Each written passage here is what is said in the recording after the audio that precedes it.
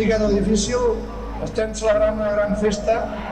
La prova és que avui m'he posat corbata, això vol dir que és molt important. Como alcalde fue uno de los alcaldes, bueno, yo creo que el alcalde más cercano a nosotros. Era un buen político porque además él venía del mundo sindicalista y era muy luchador, o sea que se ponía en la piel, como he dicho, de los demás y era todo entrega y generosidad, ¿no? Era un hombre que lo que hablaba se te quedaba, da igual que tuvieras cualquier conversación, era profundo, te entraba, porque veías que era sincero, era honrado.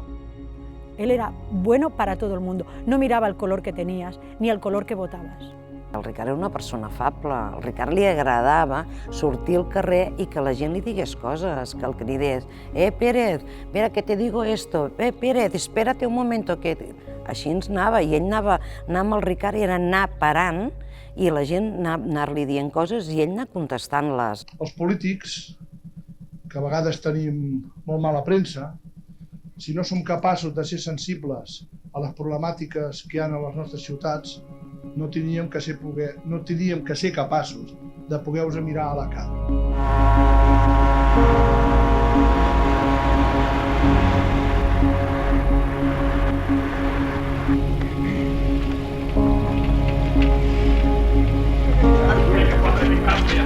Pero, le doy, ¿no pues? A 1, 2, 3, va.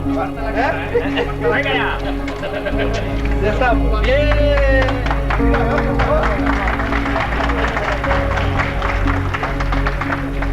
¡Iniciativa!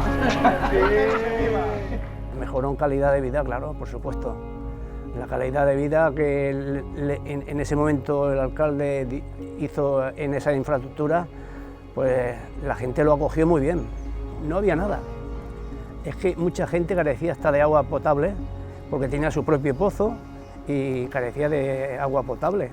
Quan pujaven als barris per Sant Josep, quan plovia, això era un drama. No estava asfaltat, no hi havia llum. El local, el terra, pujava la humitat, o sigui, era un fangal quan plovia. No mejoró el barrio, mejoró el pueblo. Es que él hizo algo que no se ve cuando haces una casa, ¿no? Los cimientos. Claro, la decoración es fácil ponerla. Cuando haces una casa, lo caro y donde te tienes que hacer es en el cimiento. Y es lo que hizo el Ricard.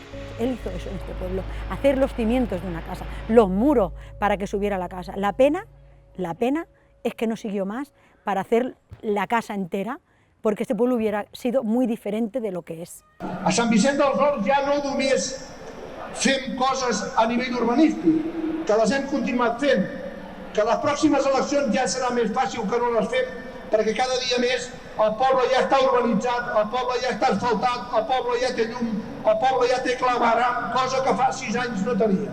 A Sant Vicent dels Horts es va crear un projecte en el que no només es feia l'educació formal, sinó que es va tenir un pes molt important també l'educació pel lleure. Quan jo vaig arribar es feien 2 tallers, després això va anar creixent i es van arribar a fer més de 20 tallers públics de totes les edats, de totes les procedències, i que aquesta tasca va ajudar molt a cohesionar la societat vicentina.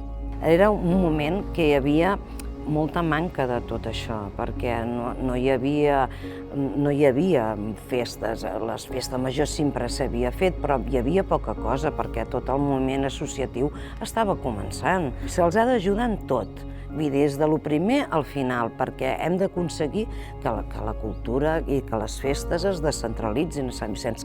El pueblo cogió algo bueno, que fueron a los críos con deficiencia, y les abrió un poco más las puertas para que ellos estuviesen mucho mejor, y aquí en el pueblo, que eran la Escuela Iris.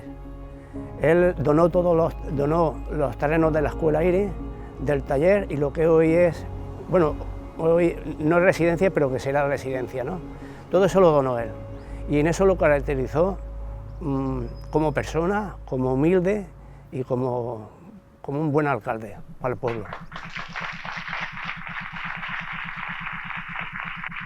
Les institucions, sense les persones, sense vosaltres, no seríem res. A Sant Vicenç hem tingut la sort de trobar-nos perquè a vegades de Sant Vicenç es parla com es parla, de trobar un col·lectiu de persones tan important, tan meravelloses, que han fet possible una obra tan important com aquesta, jo diria que és exemple a Catalunya. Moltes gràcies.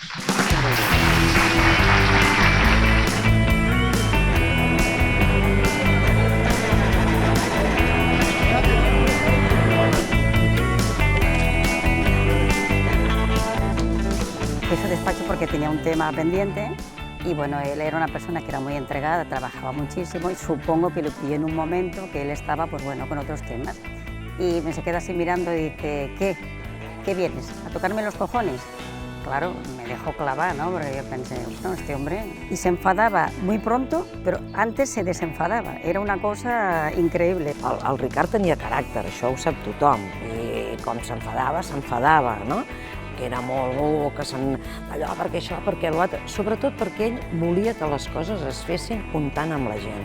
Yo sé que han dicho que era un bronca, sí, que tenía un bronca. Pero estaba con el pueblo.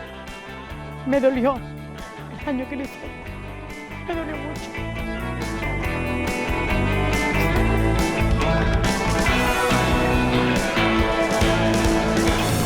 El que bé comença bé acaba, i jo penso que nosaltres comencem. Hoy en día no habría ningún alcalde que hiciese lo que él hizo en aquellos momentos con tanto déficit y con tanta precariedad. No donava la sensació d'anar a parlar amb l'alcalde, no? Sinó la sensació d'anar a una persona que t'entenia.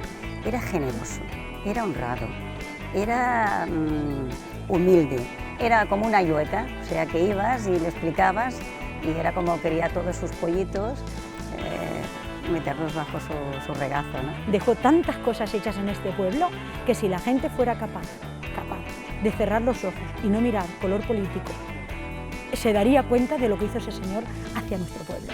Que pongan en una balanza lo que ha hecho cada uno por este pueblo. Y entonces lo verían. Se darían cuenta del legado que él dejó. Jo puc dir que el Ricard va ser el meu mestre en política. I això és una gran sort, perquè jo penso que si molts polítics d'ara tinguessin algú per aprendre a fer política com va ser el Ricard, les coses anirien molt diferent. Jo espero que el dia que jo m'hagi de jubilar, el poble en jubili, doncs que jo pugui continuar a mirar-vos a tots els que esteu aquí i els que no hi són a la cara per haver fet un treball, per almenys d'una forma honesta, d'una forma honrada.